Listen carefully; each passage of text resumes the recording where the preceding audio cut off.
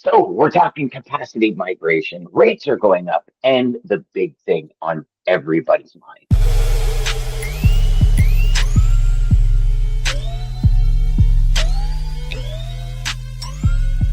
Tariffs. And what does that mean for us, for the industry that's kind of peekabooing around the corner with things happening, that great things taking place today on the logistics life? Dean, my man, there is a lot that goes on. I mean, Yeah. I'm sure you've heard Canada Post strike Mm. up in Canada. I think this has taken, well, there's a couple of things, right? So number one is, as you know, a lot of mail moves via truck from us, Yeah. right? So that's an impact. We're noticing more capacity this week since Canada Post has been off, which is interesting because you're noticing things tightening. Mm. We're noticing more calls this week from anyone saying, "Hey, do you have any extra loads? Do you have anything going on?" And in asking the questions, we're coming to realize, well, we would do Canada Post runs at night. We would do this at night. I have a neighbor of mine who works for a company in Ontario that does a lot of Canada Post moves between Ontario and Quebec. He's like, I haven't worked at all this week. So it's interesting, right? How one piece kind of does this while the other piece does this. And then of course we have, one of the big conversations is the 25% tariffs on goods and then the additional 10% for China. So I'm really looking forward to diving into this week, pal. As I said to you before we started recording, just like we're sitting here Wednesday. Yeah. So literally 2 working days, and I've had so many people reach out and ask specifically, "Are you a team going to talk tariffs on Wednesday?" And I was like, "Well, we probably should." What are you hearing, and where do you want to start? Do you want to start on tariffs, or do you want to start on the kind of peak season look like, and it's happening in certain areas, or where do you want to go? I mean, they're kind of all intertwined, Dan. You were talking about how some carriers are seeing it very soft. I mean, there's still an excess of capacity in the market. So that's why you're seeing, even though these small surges in demand around peak season, you're still seeing excess capacity flatten that out. So you're not seeing the sorts of, peak season tightness that you'd normally see. There's still an excess of trucks in the market. So when I look at our loads move, the volume of loads moving are up about 4% in the last week, but rates were essentially flat. Yeah, so normally when volumes move up, you would know that, rates go up, but we're not seeing that. So there's still this excess capacity, and that goes back to my latent capacity theory that we floated probably 3 months ago here on the show, where these carriers that are sitting on the sidelines that are opportunistic dive into the market when the getting's good, and then dive out again. And so any sort of peak you see in demand around seasonality or a shipper's got a particular volume surge on a lane in a given week, there's capacity there to meet that higher demand. So it just has this effect of keeping a lid on rates. Now, that said, our forecasts have got spot rates going up, in the order of 10 to 12 cents by the time we get to the end of the year. I just did our forecast this week for the first time that covers from Thanksgiving to New Year's Day, right? So we get our 35-day forecast. So rates will go up. Truckers will take time off. But Dan, the difference this year round is we've only got a couple of full shipping weeks left in the year. So out of the 6 shipping weeks, into the new year, there's only 3 of them where there's 5-day weeks. Yeah. So what you're seeing is disruption, volatility. A lot of shippers are moving freight earlier to get things positioned in markets. When you see 5-day shipping weeks and then you see short shipping weeks, people tend to take more time off. That's what I'm noticing, particularly carriers. So we've got a really different season underway right now. But Dan, I think the overall thing is uncertainty. That's why I think you're getting so many questions about it. Is a lot of us have been really uncertain. It went from 60% tax on Chinese goods to, I think this week it was floated that it would be 10%. So I think he said China, Mexico, Canada. So this is President-elect Trump. China, Mexico, Canada, 25%. Then he's going to issue an additional 10% on Chinese goods. Correct. And there's a lot of back and forth with that, right? Right. Because depending on where you go, so I'm, as you know, I'm a big YouTube guy. Yep. I tend to go to the source for a lot of stuff as Right. opposed to people, Yep. um, reporting on the source. Yep. And I watched an interview with Trump where he said, when I did this last time when I came in, he said, people like Tim Cook from Apple Yep. came to me. He said, Mr. President, can we sit down? And they did. Yep. And he said, like, listen, can we get a pass Yeah. on this? Yep. And Trump said, you know what? I'll give you a pass under one condition. You start building plants in the US to Right. make this product. Right. And I understand that, Yep. right? Like, Yep. I understand the US first move. Yep. I think every country should take care of themselves and then Yep. take care of other countries. Like, we have some similar issues in Canada. Ours is more with immigration Right. over manufacturing, Right. right? We have so many homeless people, and Yeah. our government brings in immigrants all the time. And I'm all for immigration. Yeah. But our government kind of leaves them hanging, right? Yeah. We pay for them for a year or whatever it is, or 18 months. Yep. And then we leave them hanging. So it's creating homelessness.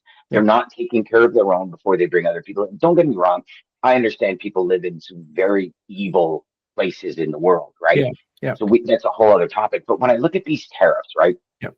And I look specifically, and I'm talking specifically everybody, I'm talking Canada-US relationships, because the reality is 35 states in the US, their largest supplier and customer is Canada. Yeah. 35 Yeah. states, not just 35 companies, 35 states in the 52 in the US Yep. have Canada as the largest trading partner. Yep. So when you're talking those tariffs, like you're having a financial impact Yep. on 3/4 of the US. Yep. And some big industries. Yeah. Huge Gasoline, industries. Like, vehicles, yes. electronics. Yeah. Your automotive industry. I mean, Well, these tariffs are going to this raise is the costs. automotive is dead in the water if they even put 10%. Flavin Volpe. Yep. He's the president of the Automotive Parts Manufacturing Association. Yep. He said, pretty much if there was a 10% tariff, just 10% on automotive parts. Right. He goes, it would bankrupt everybody. He goes, 25%, it's not even worth. So if you're talking China trying to take over, you just opened the door and literally, like, it took the entire front of the store off Yeah. to let China do it. Now, Yeah. there's also another piece of this, and this is where I think possibly some people, and again, I'm talking U.S. Canada. We'll get to U.S. China in a second, but Trump has said until Canada stops illegal immigration and fentanyl into the U.S., for starters, we don't want illegal immigration and fentanyl in our country either. But it's if you start really researching it and talking to people, we got 103 billion in oil and gas that we trade with the U.S. We got 73.44 billion in transportation and transportation equipment, including auto parts, right? 36 billion in metal. Not only that, the majority of the U.S. military government, it gets their aluminum out of Quebec. So there's a lot of things that are really. Dan, have you tried to cross into the US from Canada? Yeah, we do it quite often. It's pretty hard, right? Yeah, it is. Mm-hmm. So I don't get the whole border issue.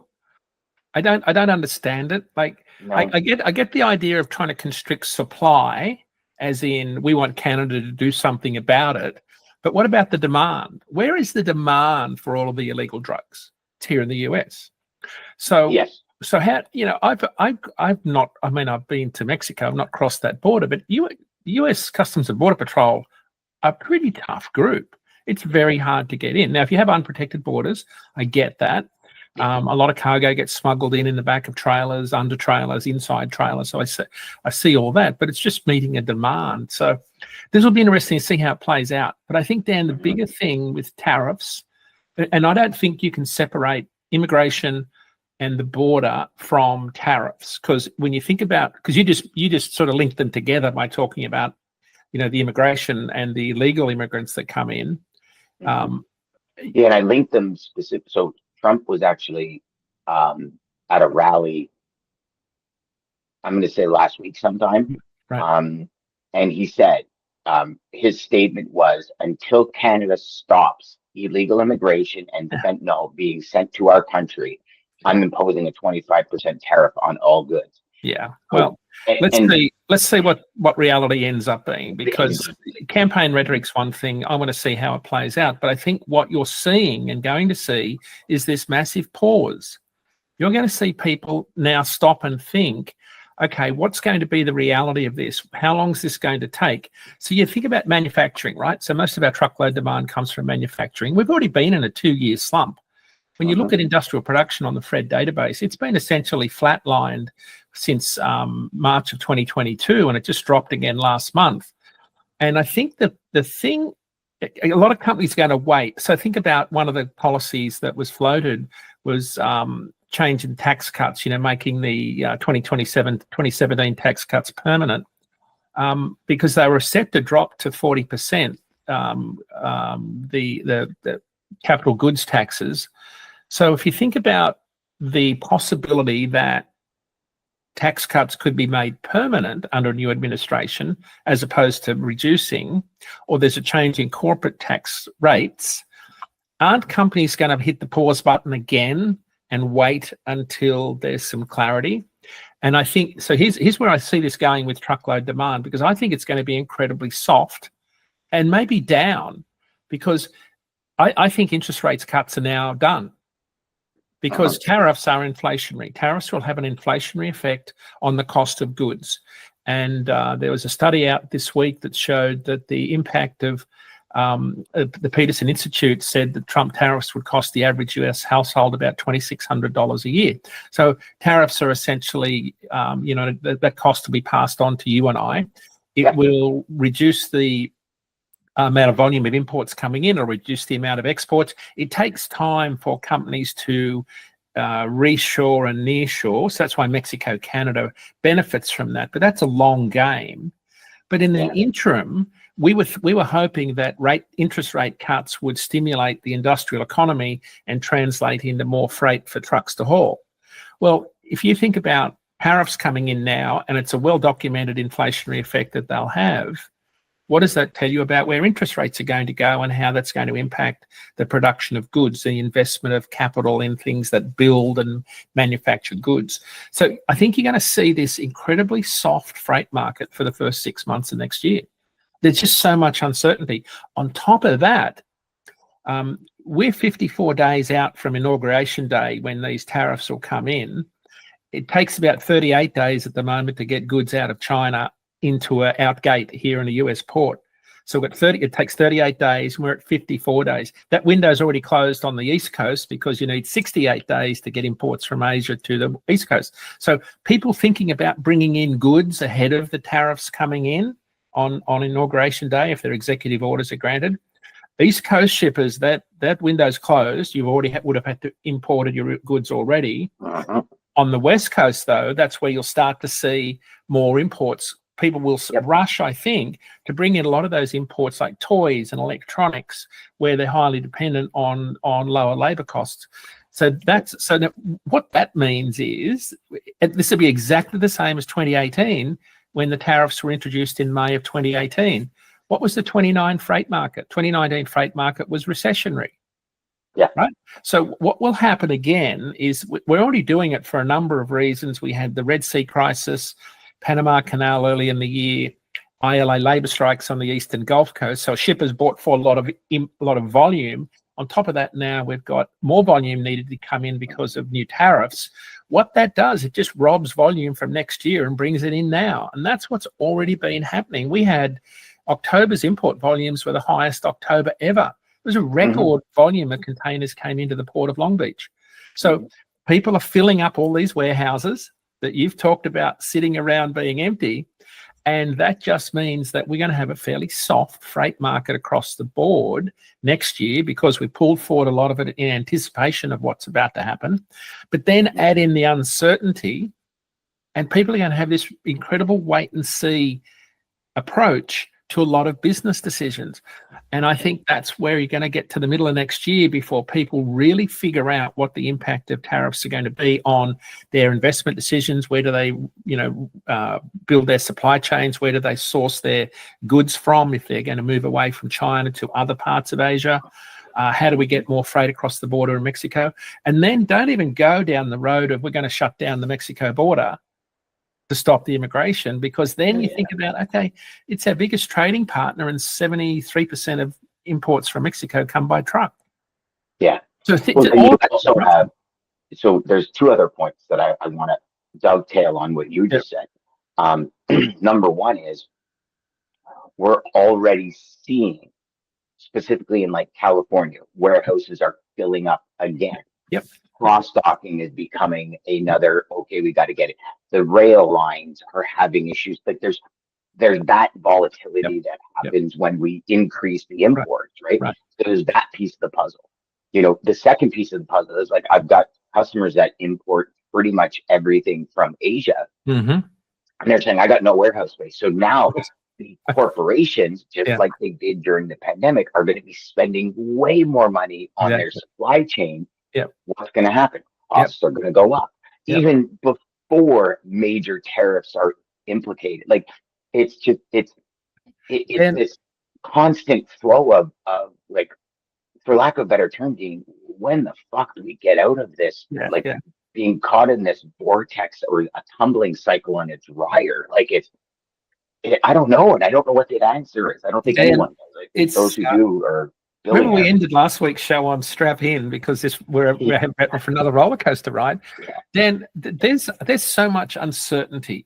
Now, I'll give you an example. Think about, there was a study done. A research institute did a study. I think it was UC Berkeley on illegal immigrants working in the produce fields, and it has it at about half. About half of the workers in California are illegal immigrants that have been there for like 10 years. So we're not talking about bad people. We're talking about families that live there, but they're undocumented. And it's as high as 70% in some parts of California. And that extends all the way up the West Coast. Like so the undocumented immigrants play a huge role.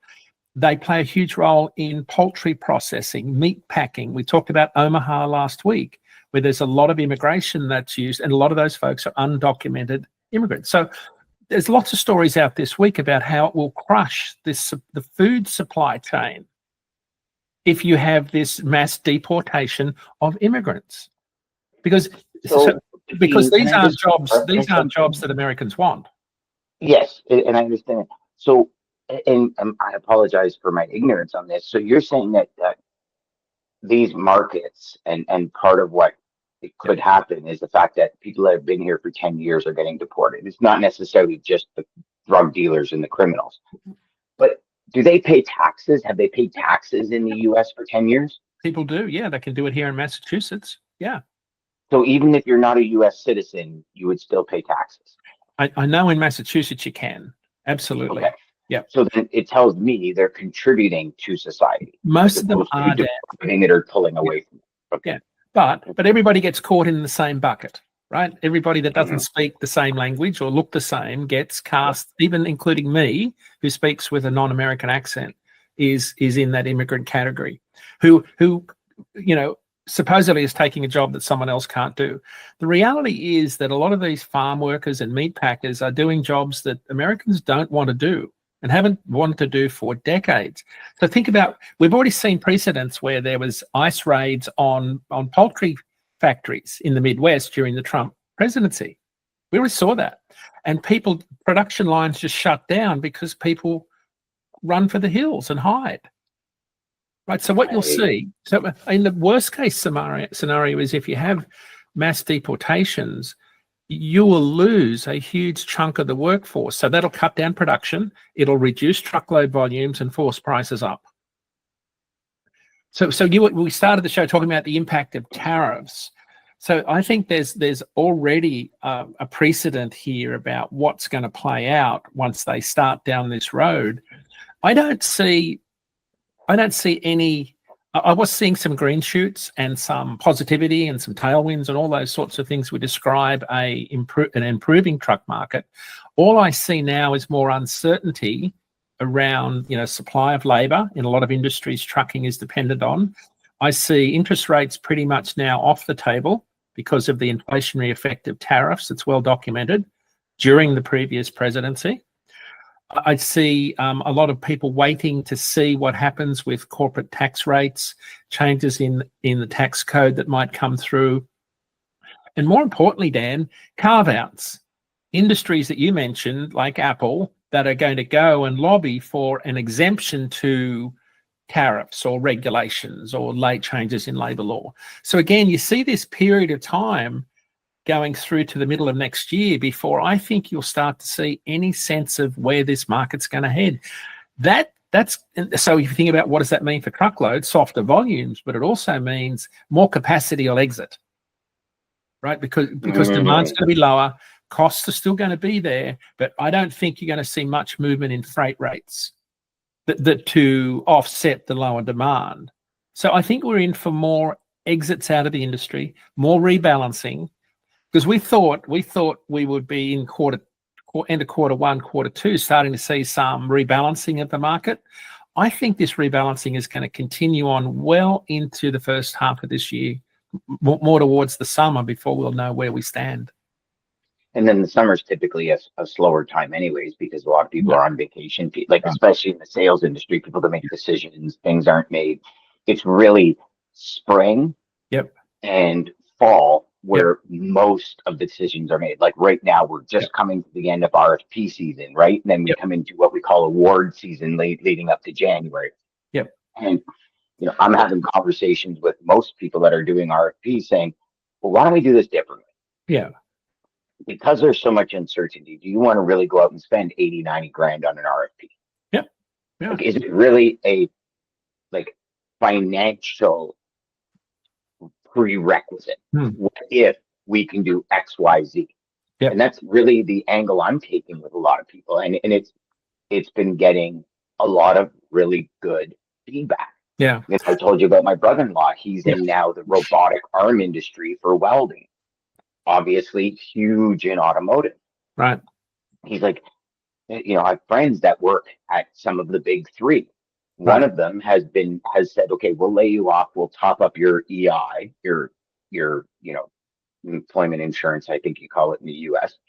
And so you're getting full salary, but you're off for, I think it was 18 months while they retool to go electric. Now it's this whole thing with electric, and when Trump comes in, is he gonna, get rid of that? And there's so much. And one big thing that I was reading a report, that actually this Flavio Volpe said, he said, I think it's all talk. Right. And, I don't want this to get political and whatever, but he says, Trump knows how to negotiate. So if you start at 25% and it ends at 5%, everybody thinks they got a deal, but he really is looking at that 5% is what he was saying. And he's obviously, he says, I'm just throwing numbers out there, but just to give you the juxtaposition of how it works. And, I started thinking of that, Dean, because in sales, right, you can always go down. You can't go up a lot of the times unless there's right. And not that it's like you try and get everything that you can, and some people do, don't get me wrong. But I also think there's a lot of margin in play for certain companies. Like he talked about, let's talk about automotive for a sec. He said, automotive, says a lot of people don't understand. Most people in the automotive industry, it's single digit margins. And I start thinking of that, and I think to myself, Dean, what's another industry where majority, upwards of 90% of the industry is in single digit margins? Trucking. Yeah. Right. But I remember trying to get a product into Walmart. Their margin, 50%, or they're going to take your product. Costco, 35%. Costco's only 35% because they make most of their money on subscription. So you start looking at this, right? And you're saying, okay, this company's making 50%. This corporation's making 35%. This go for all these salespeople, go and talk to your customers and say, what's your margin? Right. Trucking And I'm talking about asset, not even brokerage, because brokerage is typically double digit, usually in the like 20+% double digits for Right. most industries. Like if you're moving scrap plastic, I don't expect to be in the 20-25% range.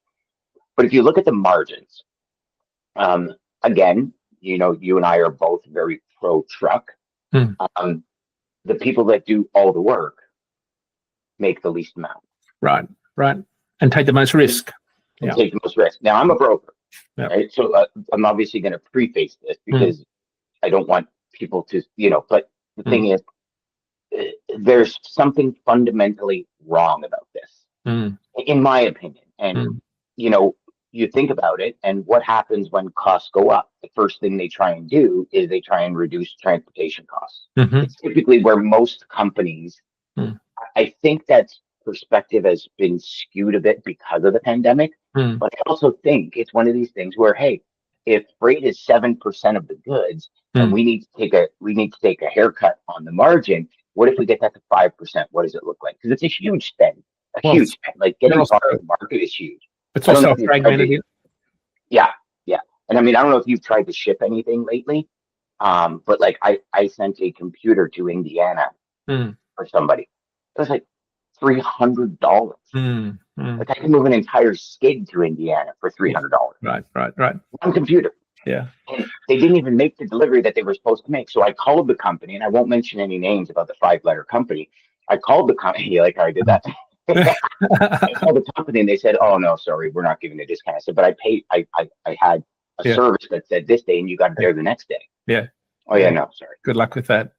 And I'm like, all right, we're all price takers in the market, right? So the reason why the big companies, and we're a fragmented market. Trucking is fragmented. It's got a lot of small players. That's the beauty of it. We're very flexible, very adaptive. Capacity can, surge up and down to meet demand. Very adaptable. We can go wherever. But we're price takers in the market, and that's the reality, is that we are subject to supply and demand. You mentioned something that got me thinking, not just tariffs, but think about policy decisions, because I get a sense there's been a real pushback against electrification, EVs, computer chip plants, battery production, anything that's sort of not fossil fuel related. Right, so there's been a real pushback against that. So if you start to slow roll all of those things and change the policies around that, I think that starts to have an even bigger impact on freight flows for people like flatbed carriers. Because remember last week we talked about US officials are racing to get billions of dollars in grants for chip companies that were awarded in 2022 as part of the CHIPS Act. Like there's nearly $30 billion tied up in government negotiations. So they're rushing to try and get that out into the market. So you think about disruption and volatility that we are about to face. I think the biggest thing is uncertainty. We're in a limbo. Like Jason Miller said last week, we're in a freight market limbo. I don't see us getting out of that freight market limbo in the next 7 months. I just don't see it. Because on top of everything we've talked about today, we've got Q1, which is a really quiet quarter anyway, right? So, so on top of everything that's going on, and we haven't even talked about the possibility of a January 15 strike by the ILA on the Gulf and East Coast. And then overlay weather. Like you've got, we had a weather event January this year. It's highly probable we'll see those sorts of impacts on the freight market. I think we had a weather event in Edmonton as well. It's been. So I think the message is that you're going to see more capacity exit this market, and in your space, securing capacity for your shippers is going to be an even more important task. Because as we've said on the show before, when this market turns, there's going to be far fewer trucks. I think because of all the uncertainty that we just discussed on the show today, we're pulling forward next year's volume, part of it now. We already saw that in 2018-19. We went into a recession in 2019. There's a distinct chance that could happen. We could have another freight recessionary period in the first half of next year before things improve. Well, also because you got Chinese New Year in there as well, right? So at the end of the month. So that's the end of that. So you have a 3-week shutdown. You always see a push of imports ahead of Chinese New Year. But on top of that, we've got tariffs on January 20 and an ILA strike on January 15. So that goes back to my point. We're 54 days out, and you need 38 days to get the stuff in from the west to the West Coast.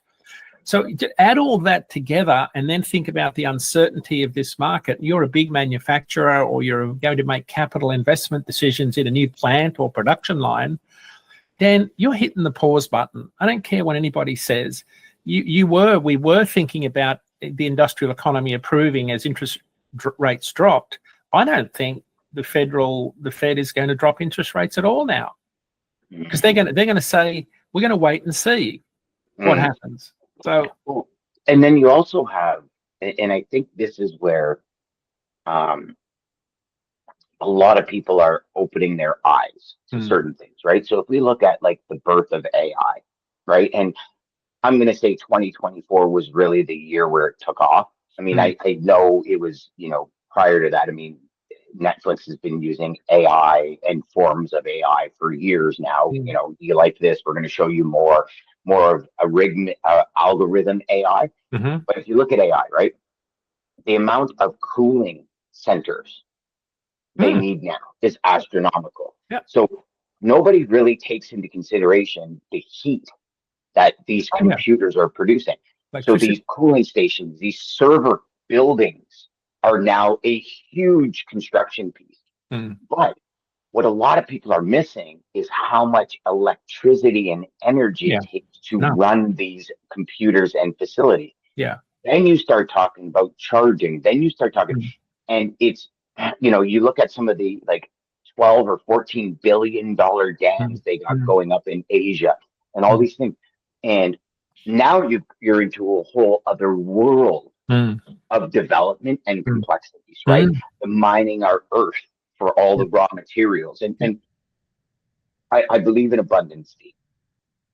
The earth is abundant. It gives us abundance. But there is also a point, sharks, fish, all these things where we start destroying that. And to get a green earth, and again, I have to preface this. I love electric. The best drive on the planet, in my opinion, is an electric drive. Like it is awesome. I love it more than gas. Every time I fill up my truck, I'm like, I want an electric truck, right? Because I don't need to fill up. But in my head, I'm going, okay, what is the sustainability of this long term? And is electricity going to be the new fuel? So, instead of, 3 cents a kilowatt hour, is it going to be $3 a kilowatt hour? Like, and part of me says, and again, I'm not an expert in this. I do my own independent research, and I love things like this. But in my head, I start going, okay, so yes, is electricity maybe going to take over at some point? Maybe. But then electricity is going to be the new fuel, right? So we're just, in my opinion, are we trading one for the other? And how much of a global clean is it going to be if we now have to more computers, more technology, more radiation signals running through our atmosphere? Like, I don't know. I mean, we can get into all the conspiracy theories and all that BS, but I think regional. I think that's a good sort of segue to wrap up this discussion, because I think you're going to see things shift. I meant to do it, by the way. I meant to do that. So I think you're going to see things shift as people want to nearshore, reshore. You're going to see more people try to gravitate towards Mexico, Canada, right, for goods. So I use the example of John Deere and Caterpillar and the farm machinery people relocating some production lines to Mexico. So so maybe you see the total amount of truckloads not change, but where they originate changes. Yes. Right, so they go from Bettendorf, Quad Cities, to Laredo or Juarez. So I think you might see more volume come out of Canada for automotive parts, or less. I don't know. What you will see is if immigration takes a hit in California for produce, you will see more volume come across the border in far Texas, in the Brownsville area, for produce from Mexico. Or you'll see Florida step up with more production. So I think what I'd be watching for with all of this uncertainty is where things shift, because it takes a while for capacity to rebalance and move to these markets where demand is shifting to. But I think the obvious one where we're going to see the biggest shift will be on our southern border. not just with disruptions, but also in terms of freight volumes. And that's why you're seeing some really big brokerage and 3PL houses build offices and build facilities down there to cross-stock and handle a higher volume of imports from Mexico. I agree. And, to go back to the automotive, interesting statistic I learned this morning from this Flavio Volpe. The average part for an automobile crosses the border 7 to 8 times. There you go. Yeah. Yep. Right? Like, think about that for a second. So in automotive, the question I immediately have is, well, how are we going to maybe decrease that so there's less of that volatility for what we're doing for automotive? That comes at a cost to us in the logistics industry as well. Because if we go from 7, 8 times to 4 times, say cut it in half the volume is gone. So Dan, Jason Mel had a post out this week, and he looked at the products that we impacted the most. So you look at all of the volume of imports that come into the US for automotive and light duty motor vehicles and motor vehicle parts. It's something like 140 billion tons, but it's about half of our import volume tonnage for automotive comes from Canada, Mexico. So, if even disruptions in labor supply or uncertainty around tariffs or changes in tax code, all those things create uncertainty, and they create volatility in the market, and they disrupt the flow of freight, which is your weekly cadence. Because remember, with cabotage rules, your carriers that are leaving Canada theoretically can't do freight in the US while they're here. They've got to load back across the border. So generally a lot of that freight, the general rule is if you're a Canadian carrier, you've already got a load booked back before you leave Canada. That said, I know a lot of guys that do haul freight within the US that they shouldn't. But still, it's a fairly balanced market back and forward for the most part. When you start to disrupt volumes because of all of these problems, Dan, remember the mask mandate, and we talked about the impact on automotive and how rates out of Laredo went through the roof because Canadian carriers weren't coming across the border because drivers wouldn't go into the US? I think we're about to see a similar thing. I think we're going to see a year of uncertainty and market volatility until the market settles down and we understand what the new Trump presidency means for the freight market. I agree. And, to dovetail that, I don't know if you're aware, 1 in 5 jobs in Canada is actually dependent on trade with the US. Wow. 1 in 5. Think about that for a second, right? And I look at some of these numbers, $103.22 billion in the oil and gas industry is traded with the US every year. 73.44 in transportation and transportation related equipment, 35.53 billion in metals and manufacturing. 30 billion, almost 30.1 billion in chemicals. And those are only the top 4. Now you think of those numbers compared to the GDP. It's astronomical what it is. It is. It's astronomical. And I don't think either country can afford for that to go down. Dan, we haven't even talked about the impact on farmers of the trade war, tit-for-tat trade war on exports. But your country, Canada, is affected incredibly by, impact on things like coal and grain.